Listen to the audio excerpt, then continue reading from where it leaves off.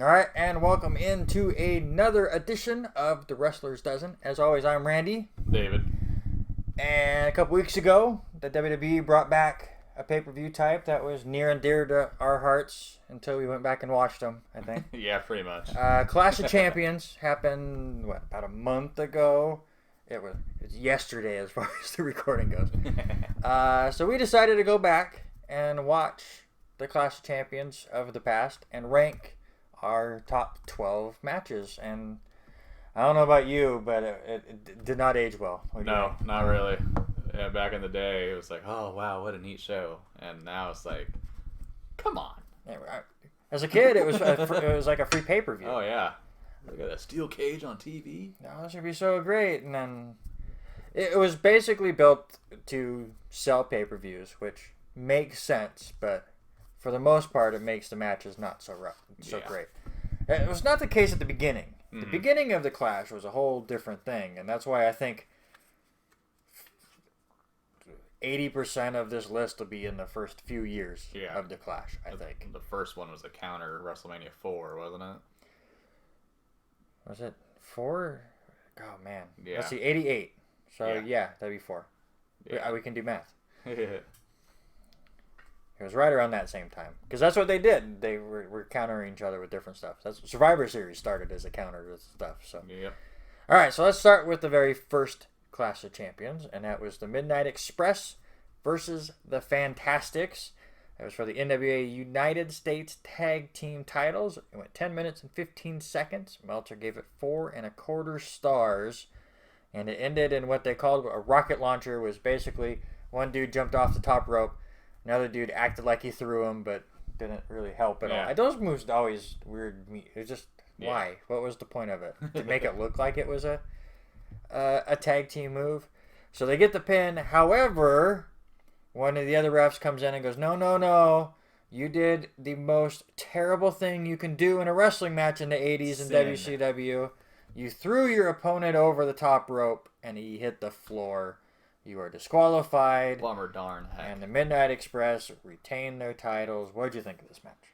It was good. I think we noticed the trend in other WCW that they know how to do tag matches. And the crowd, they love them some Fantasticks. The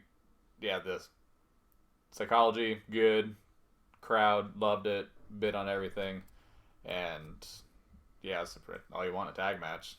Nothing too outrageous other than the stupid ending, which we might say. We're going to say a lot. Clash did two things great. Tag team matches and smodge finishes. And this had both. Yeah. And it was great. Jim Cornette, underrated heel manager. Yeah. Was a lot of fun in this match. This was in his early days still. Yes. Or at least he looked younger. Yeah, I didn't realize how young he started. I think he was in his early 20s there. A, B, or C group? I might go B. Okay. Stay on the same show. Main event, Ric Flair versus Sting for the NWA title. 40-minute time limit because it was on TV, so they couldn't go the full 60. But there had to be a winner, they said. 100 times. So they had 5 judges. They had Gary Jester and Sandy Scott. One was a commissioner, one was a referee, I think. Those make sense. Yeah. You had Patty Mullen, who is a supermodel, because that makes even more sense. And Ken Osmond from Leave It to Beaver, and Jason Hervey from Wonder Years. The Wonder Years, because wrestling. What? Even better, J.J. Dillon had to be in a shark cage, because they didn't want him to interfere, because, again, there had to be a winner. Had to. Fantastic match. Yes. This was, other than Steamboat, Sting was Flair's greatest opponent. Yeah. I think they had a blast every time. And unfortunately, they go all 45 minutes, which is fine. We go to the judges. And Gary Jester says Sting wins the match, which I agree with Gary. Yep. I think Sting controlled 80% of that match. Patty Mullen went, Flair's hot. He's going to sleep with me that night. Yep. Or he's going to attempt to sleep with me tonight. Magic Mount. So I vote for Flair. And Sandy Scott goes, it's a draw. So there was no winner. Oh, of course.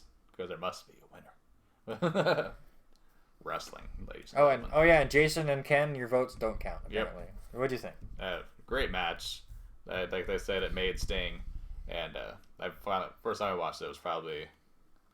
they had that Clash of the Champions DVD come out. I think it was like 2010. And I watched that, and that was awesome. Holds up all these years, which is important for these countdowns because, the Halloween Havoc one we did, some of those did not hold up. But yeah, it was great. Oh yeah, that's a spoiler, by the way. Yeah. So, top tier? Yes, absolutely. Easily. Okay, go to the next clash. This happened on June 8th, 1988 in Miami, Florida. Again, it was the Fantasticks. This time they took on the Sheepherders. You know the Sheepherders probably as the Bushwhackers. For the NWA U.S. Tag Team titles, 19 minutes and 29 seconds. Meltzer gives it 3 3/4 stars. Ends up in a roll-up. Again, fantastic match. Sheepherders, I wasn't expecting much because, again, I knew them as the Bushwhackers. It's a goofy comedy team. Those Australian guys that just go out and lick people. They played fantastic heels in this match. Like I never knew until I got deeper into the past how the Bushwhackers used to be. I guess they used to be in some bloody wars. I think they even had 5-star matches as a tag team, which they were like, Bushwhackers? That's like, of course, they were killer heels back then, but I want to find some more of them. But yeah, it was pretty damn good. Basic, their moveset's not all that different. They're just not looking each other in the face. Yes. And looking all the kids in the face either. Could you imagine that nowadays? All these like measles and everyone's scared of diseases. I'm a Jets fan. Our quarterback got mono, so that's true. I can totally see that happening. It'd be a heel tag team again all over, actually. Guard your children. It would be Luke Harper and Eric Rowan right there. I think that would work out great. Yes. B? Yeah. Okay. Go all the way to Clash 6, which they come out for a year, so it was only the next year. In the Superdome, Ricky Steamboat versus Ric Flair, 2 out of 3 falls for the NWA title. This goes 55 minutes and 49 seconds. It was given 5 stars. It ends up in a weird chicken wing roll-up thing where Steamboat collapses but still gets a pinfall out of it. Flair gets his foot onto the ropes because we can't have a clean finish at the Clash. Nope.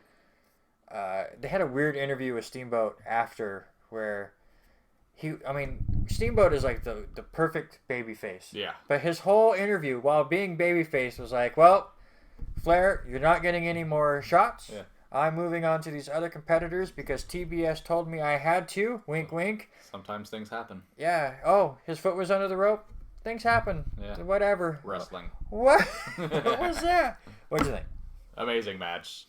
And it's the 5-star classic people talk about, but it's not one of those ones where you're like, oh, remember that spot where he flipped off the top and all that? It was just 55 minutes of wrestling. Everything believable. Working body parts, arms for Flair and the leg for Steamboat, and it was like nothing stands out as holy crap moments like some of the more recent 5-star matches of Japan and everything, or even the crowd for Punk and Cena. But it was just, if you want to learn how to wrestle, you show people this match. Yeah, absolutely. And it's science. Telling a story in the ring Yes. without saying a word. One thing I noticed in this match that bugged me, and it happens in a lot of these, so obviously it was just old WCW, but so they had a 60-minute time limit. Every 5 minutes, the announcer is 55 minutes remaining. Why? Because to me, they don't get to the draw. I'm like, you're just calling a draw. Yeah. By saying what the time is. But they do it in a lot of these. In Japan, they do it all the time, which is at least all the time. But it seemed like they wanted to telegraph it was going to go really long or it was going to be a draw when they did that. Even for like WWF. Yeah, but it was, I get it. Yeah. Do it with 5 minutes remaining. Yeah. Just one time. Or just as a warning, hey, get ready because either the finish is coming or we're going into a draw. But every 5 minutes, it was driving me nuts. Steamboat then, at the next Clash, a few months later, June 14th, took on Terry Funk, who, underrated wrestler. He's one of those guys that, obviously, I was too young to know when he was in his prime. Yeah. I knew him from the Attitude Era when he was Chainsaw Charlie going on with Mick Foley and wearing pantyhose on his head and throwing baby powder in his face, or I don't know how that setup worked. So I just thought he was a hardcore dude or whatever. Great seller, fantastic heel. Yes. He loses because he just can't take it anymore. Goes to the commentator's table to find anything he can find. Gets a mic and just hits Steamboat. Yeah. Like, that's it. I don't care anymore. It wasn't even a great hit. He's just like, get me the hell out. What'd you think? I enjoyed it thoroughly. It's Funk being Funk, because, like you said, I was introduced to him Attitude Era and even ECW Bloodbaths and the Cactus Jack, Terry Funk death match. I just think of that, but he was a fantastic wrestler also. And I guess the Japanese fans did step over toe hold. If you see it in the U.S., you're like, who neat? He's bending his knee. They pop like it's a Ricochet 630 splash. And but he is really good. And he probably should have retired before we were born, but... Yes. It's true. He was old in 89. Yeah. A or B? Oh. At least top of B. Okay, we'll put it in B for now. Yeah. 2 clashes later, at still same year, November 15th, 1989, Terry Funk is now facing Ric Flair in an I Quit match. It goes 18 minutes and 33 seconds. Meltzer gave it 5 stars. Flair wins with a figure 4. I don't know if I would give it 5 stars. It was fantastic. Yeah, it was really good. I Quit match. I like the ending where Terry, after losing, gets on the mic and said, I said I was going to shake your hand and call you the better man if you beat me, and his manager's just losing it. And he goes to shake his hand, and then just Muda shows up and Sting shows up, and it was just crazy finish. Yeah. But the match was pretty good. Yeah, because obviously I Quit matches have changed a little bit over the time. They're a little more violent. Yeah. So probably desensitized by that. But yeah, it was really good. Actually, a clean finish, which was weird. I was waiting for something stupid to happen, and lo and behold, figure 4 leg lock. Speaking of which, how many times do you see Flair win at the figure 4? So many of his classic matches, he puts it on, he never wins with it. Well, it's as successful as he was when he goes to the top rope. Yes, very much so. He always wins with roll-ups, cheap finishes, which is fine. But I just love that's his finisher that doesn't finish. Gotta have something. Yes. Clash 12, September 5th, 1990. It's now Ric Flair taking on Lex Luger for the NWA United States title. It goes 15 minutes, 28 seconds. 3 3/4 stars. This was a little bit after Luger started getting his momentum. He wasn't quite the super young buck that we had saw in a couple things, but was still really new. It looked like possibly the passing of the torch kind of a moment. Wasn't the case, as Stan Hansen just interfered and blew up a really good match. Yeah. Ugh. Like out of nowhere, like obviously back in the time, you might have expected it. But going back and revisiting, like, oh, this match is pretty awesome. And Stan Hansen shows up. Okay, on to the next. And it was just weird timing, too, because they had been battling it out. They go on the outside. It looks like it might even end up in a count-out because they're fighting each other, kind of trying to get in the ring. And then Luger finally throws Flair down, and it looks like he's going to get in and win by count-out, and then Hansen just meets him as he rolls in. This is for Zeus beating me up, even though you're not Hogan. Cool. But Clash 15, June 14th, 1991 in Knoxville, Tennessee. It was the Steiner brothers versus Hussey, and Masa Chono. IWGP World Tag Team Champions up on the line in a WCW show. Because, again, this was still before, I think, Bischoff took over, right? 91? Yeah. I believe so. But still, he was bringing in that there's a big connection between Japanese wrestling and WCW in the early 90s. It was great.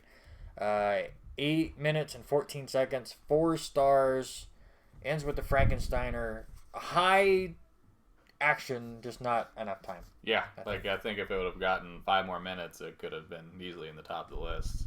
Because I love the style of Steiner brothers and those two. Chono, he likes to hit hard, and they hit each other hard, and suplexes, and then suddenly Frankensteiner end. I was like, oh, that could have gone longer. But good. And oddly enough, one of the few clean finishes lower, just because it wasn't long enough. All right, let's continue this tag team train. Get ready for this. All aboard. Clash 17, 1991, WCW Tag Team Champions on the line. The Enforcers, the tag team champions, taking on the unlikely combination of Dustin Rhodes and Ricky Steamboat. Goes 14 minutes and 48 seconds. Goes 4.25 stars. Ends with a top rope crossbody from Steamboat. And if there's anybody out there that is watching this that is wanting to get into wrestling and wants to get into tag team wrestling and you want to be a babyface, watch this match. It is the perfect match to build up a hot tag. Yeah. And get the baby faces over.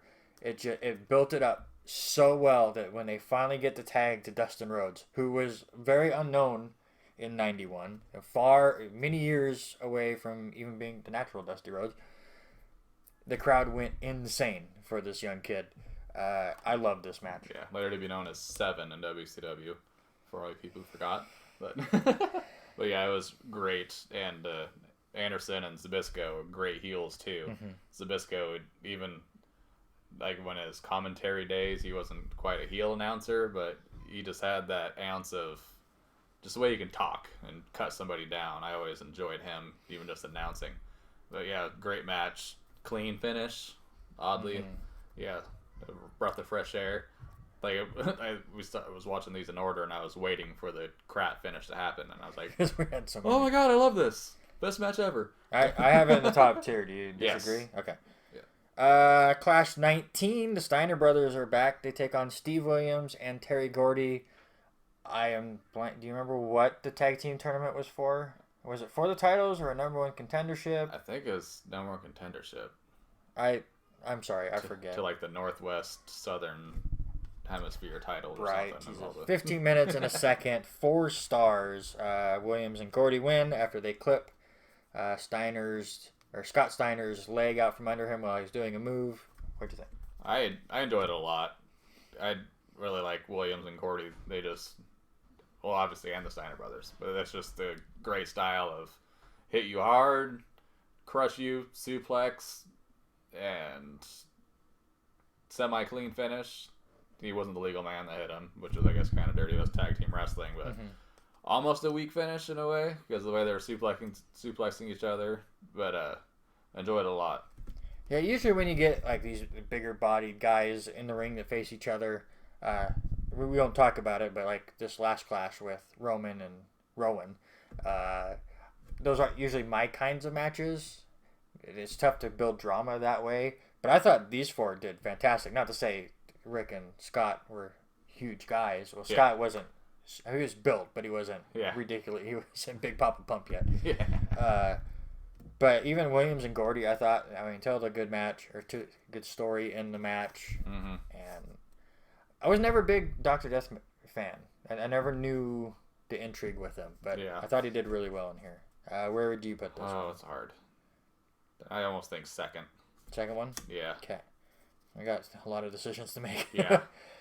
Clash 22, another tag team title match. The NWA and WCW Tag Team Championships are on the line. Wasn't a unification match. Steamboat and Douglas had both of them, if I remember. Yeah. They took on Brian Pillman and Steve Austin, who weren't the Hollywood Blondes just yet, but they had been tagging. 13 minutes and 39 seconds, 3 3/4 stars. Unfortunately, again, it ends with a smosh finish as Austin just hits Steamboat with the belt because, like Funk earlier, it's like, we don't know how to beat you, Steamboat. Here, dink. Yeah. Done. What do you think? Yeah. It was going awesome until that ending. Like, it was prior to Douglas's ECW run of infamy. And, yeah, I remember hating the Hollywood Blondes as a kid because they always found a way to cheat and win. And they were so good at it, too. And even watching Austin back then, though, he's something. He wasn't just the ball beer drinking dude. He wrestled and was good at it, knows what he's doing, and you can like see flashes of the Austin we all remember in it, and it's awesome to look back to. His style holds up, and you see that he's on a few of these for sure. Yeah. I almost say this is third tier though. Yeah. Just again the smosh finishes. The finish hurt it. It's sad. This one as well. Better, I think, than their last match. But the Hollywood Blondes are back at the next clash. As again, they're going for the NWA and WCW tag team titles as they take on Arn Anderson and Ric Flair in a 2 out of 3 falls match. It goes 20 minutes and 45 seconds. It gets 4 stars. And after a fantastic match, Barry Windham decides to interfere 20 minutes later. Because why not? Yeah. This could have easily been the best match on this. Because, and even dumber, the Anderson and Flair won the first fall. Second fall is going great. Then Wyndham comes in and messes it all up. But Anderson and Flair get disqualified. But since the second fall is a disqualification too, the titles don't change hands. And it's stupid. I wasted 20 minutes of my life for a stupid ending, and the champs don't even win a fall, and they still are the champs. Right. But my question is, where do we put it? Oh, man. Because the ending is so bad. The ending is terrible. It ruined it. Okay. Now we get in... Here, we'll go with this one first. I almost skipped it.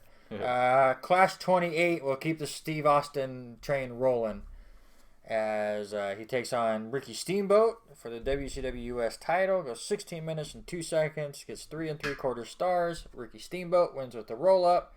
And you had a fun stat for this one. Yeah, that was the last singles match until the Jericho Gauntlet of Celebrities in WrestleMania. What, 15 years later? Oh, God. At least. Yeah.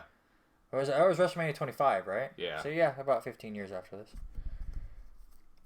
Really good match. Again, like you were saying with some of the other Hollywood Blonde matches, you were continuing to see signs that Steve Austin could be something really good. It's interesting, though, because we're watching this 25 years after the fact. Yeah. And we know what Steve Austin became. So we're watching it going, okay, there's something we've seen him do.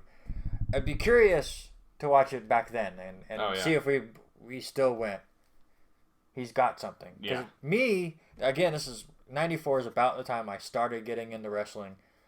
I would probably have been more pulled towards Brian Pillman, I think. I was.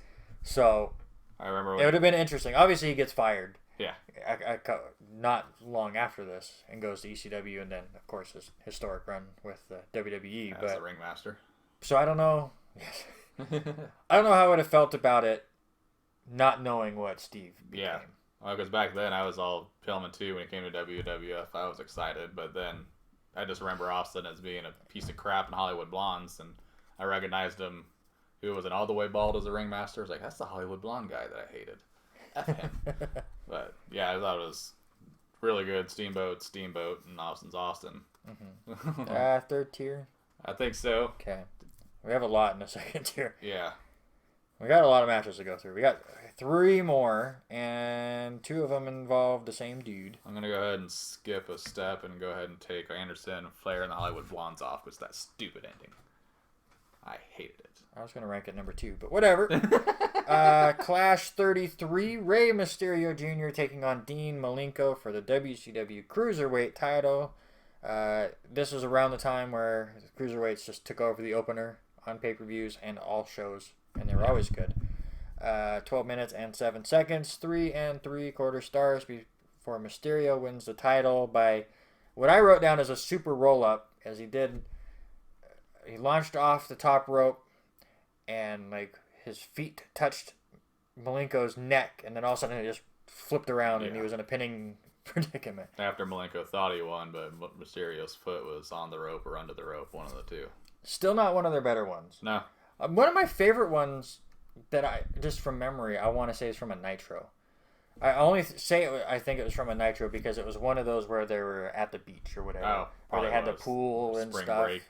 One of those things. For whatever reason, that was always my favorite one of those. Yeah. But, I mean, you can't go wrong with Mysterio and Malenko, that's for sure. Same here, Clash 34. Dean Malenko took on the Ultimo Dragon for the Cruiserweight title. Malenko wins with the Cloverleaf after 15 minutes and 7 seconds. Gets 4.5 stars. What'd you think of this one? Really good. I love Ultimo Dragon, too. Because I know back then he wasn't... Because he was with Sonny Ono, so he wasn't supposed to like him. But even as a kid, I felt like I was going against the norm of, wow, I like this Ultimo Dragon guy. For some reason, I really liked the Dragon Sleeper. Because it was so basic. You could put it on anybody. And even the Cruiserweights. It was a killer move that he could win with. And the Dragon Suplex. And it's Dean Malenko. It's those two. It's just, they're awesome together. Second tier? I think so. Okay. It was good, but it doesn't stick out like the other classics. And then the only current one that made the cut from Clash of Champions this year, and that was Sasha Banks and Becky Lynch. Went 16 minutes-ish. Ends in basically a DQ. They said it was a DQ. It just kind of got thrown out. Again, I think it fit I put it on here because it fit what we've been talking about. Yeah, It had a smosh finish after a great match. Like, how come these two guys from Idaho are watching Clash of the Champions and watched our match history, and then, oh wait, these are all some bullshit endings. Let's do that this year. Yeah, absolutely. Let's do it. It's just so dumb. Sasha does the heel move, it was an Eddie Guerrero move, really. Oh, yeah. Threw a chair across the ring to distract the ref, and then hit Becky with the chair. Well, that pissed off Becky, so she took the chair and went to go hit Sasha and nicks the referee, who then dies. Yes. Then they go out into the crowd. They have a good, crazy fight out there. It'll lead to other matches. It's fantastic. Other than the bad ending, I thought the match was really good. I thought they were building things up. Obviously, they kind of booked themselves in the corner. Yeah. Becky's still the hottest woman going. Sasha with the big, great return. Kind of book yourself in the corner. Can't have either of them lose right away and kill that. So I get it. Yeah. But it drops it a little bit. It's the only match on the list with mustard, too. That's a big difference. Okay, top tier. Yes. No, put that on the bottom. So now it is time to rank these. And the first thing we have to do is we already eliminated one. So that made it easier. With the addition of this, we still need to eliminate 3 more. Mm-hmm. And so I'm going to just eliminate the Steiners and the Hussey and Chono. 5 more match. minutes could have been solid. Absolutely. Sasha and Becky, I think, too. Yeah, just that whole show, Mm-hmm. just as a quick review, this is the first time we're doing one of those kind of as far as a current thing, was exactly like Sasha and Becky's match.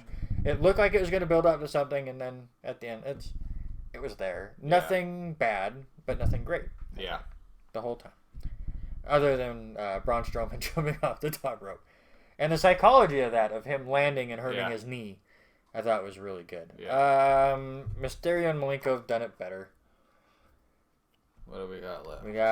We need one of these two. We need either Steamboat and Douglas versus Pillman and Austin, or Steamboat and Austin. The last smosh finish has to go. All right, no more smosh finishes. So There's still some, just not. Well, out of that group, Steamboat and Austin will finish 12th. Yes. Then okay, so then we have this big tier. Yeah. Yeah, the second tier.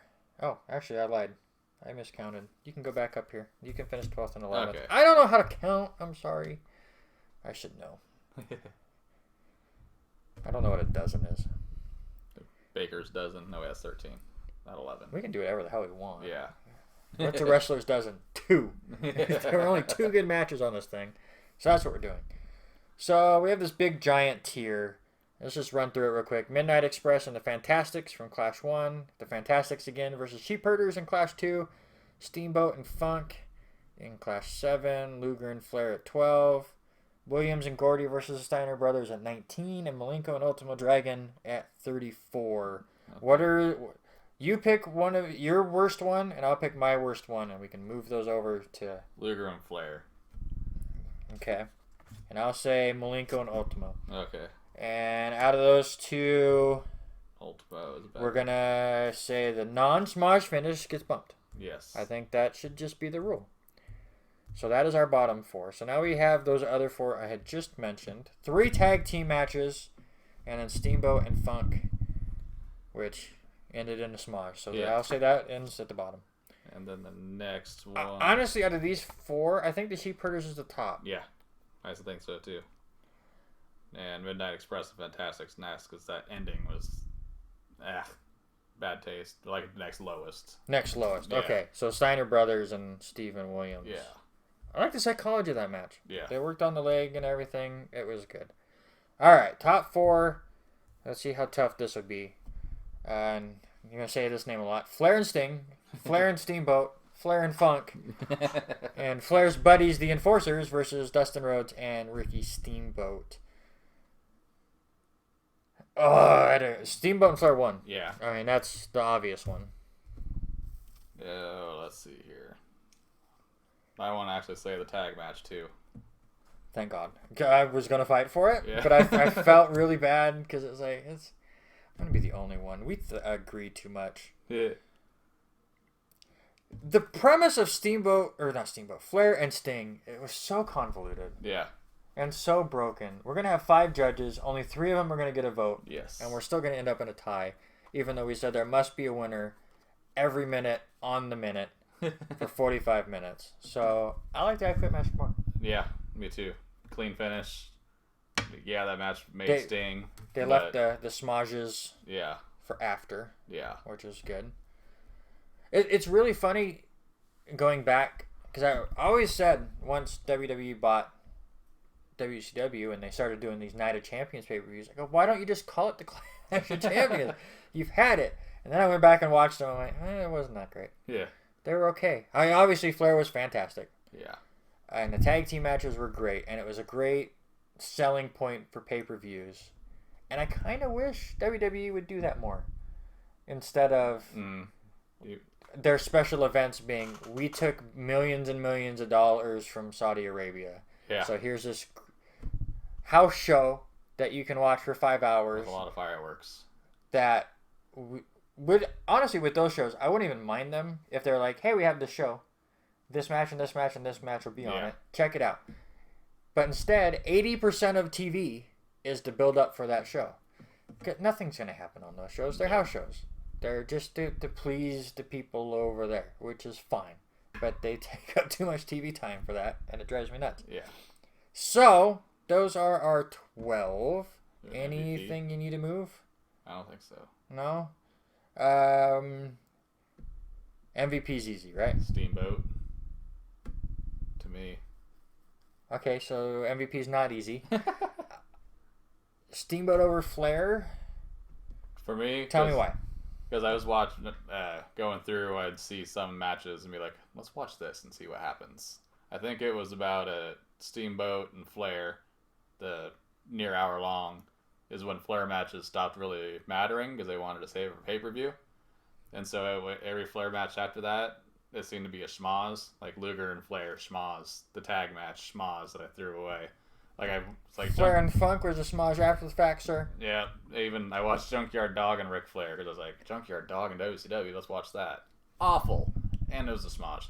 Because Flair got 0 offense in, and then I think it was Ole Anderson just interfered and stopped it. It was stupid. But I think Flair matches turned into build up to Starrcade, build up to Super Brawl, instead of the Steamboat Flair 5-star classic.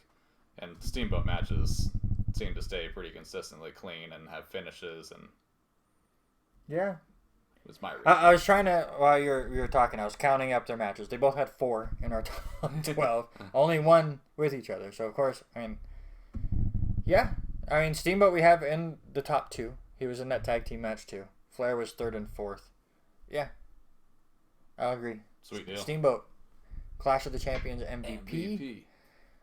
All right, so we'll be back next week with a shorter episode. If you missed any Clash matches that you think we needed to go back and watch, there's some really bad ones. Yes. Don't advisory. Don't go back and watch all of the clashes match for match. We use a website and we take Meltzer scores usually from like 3.5 stars or better. Sometimes we'll go lower if we need to, just to kind of shorten what we have to watch, because there's a lot of duds. There's so many duds in Clash of Champions. We can do a whole list on the worst matches of Clash, and that could be hilarious. Oh yeah. Poor Kevin Nash is in a lot of those. Unfortunately, not as Kevin Nash. Oz and Vinny Vegas and anyways, we'll see you next week. Oh yes.